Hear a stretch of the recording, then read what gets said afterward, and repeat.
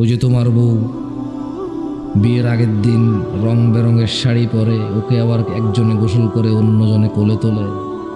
তোমরা আবার সামান্য কিছু খাওয়া দাওয়া নিয়ে তোমার বাড়ি থেকে কিছু লোক আনো, হলুদ মাখো, গান গাও, নাচো, ছবি তুলে নিয়ে যায়, এখনো বিয়ে হয়নি ওকে দেখাও। বিয়ের দিন তোমরা বড় বড় সাউন্ড বক্স লাগাও, ওখানে নাচ গান করো, মহিলারা গীত গায়, পুরুষরা বসে বসে তামসা দেখে। বলতে পারো এগুলো কার শিক্ষা? এটাই আমাদের বিয়ে। আরেকজনকে উকিল বানাবে, এরপরে আবার ওই মহিলা ওই বেটাকে উকিল বাপ ডাকতে হবে।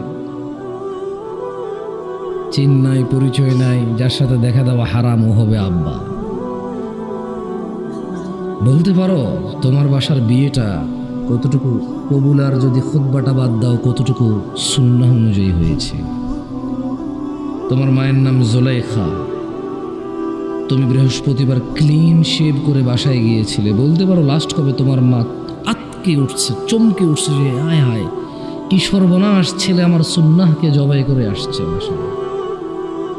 বলতে পারো তোমার বাবা আব্দুর রহমান লাস্ট কবে তোমার পায়ের নিচে, টাকনুর নিচে প্যান্ট দেখে আতকে উঠে বলছে যে ইন্না লিল্লাহি ওয়া ইন্না ইলাইহি রাজিউন, আমার ছেলে দেখি টাকনুর নিচে প্যান্ট পরে। তুমি কি বলতে পারো তোমার মা আসিয়া, তোমার মা ফাতিমা, তোমার মা হাফসা, বলতে পারো লাস্ট কবে ফজরে তোমাকে জাগিয়েছে যে বাবা ওঠ মসজিদে জানালে আল্লাহ আগুনে জ্বালাই দেবে? হ্যাঁ, তুমি বলতে পারবা তুমি গতদিন মাদ্রাসায় বা স্কুলে যাওনি, তোমার মা তোমার খালাকে ফোন দিয়ে বলেছে জানিস তোর বোনের ছেলেটা নষ্ট হয়ে যাচ্ছে, ওই স্কুল কামাই করে। তোমার মা তোমার চাচা, ওই যে তুমি যে স্কুলে পড়ো ওখানকার টিচার, ওকে বললো যে ভাই সাহেব একটু খেয়াল রাখিয়েন, ছেলেটা তো নষ্ট হয়ে যাচ্ছে, স্কুল মাদ্রাসায় যায় না। তুমি বলতে পারো তোমার মা লাস্ট কবে তোমাকে বলেছিল তুই তো গত এক সপ্তাহে একটা আয়াতও পড়লি না রে কোরআনের?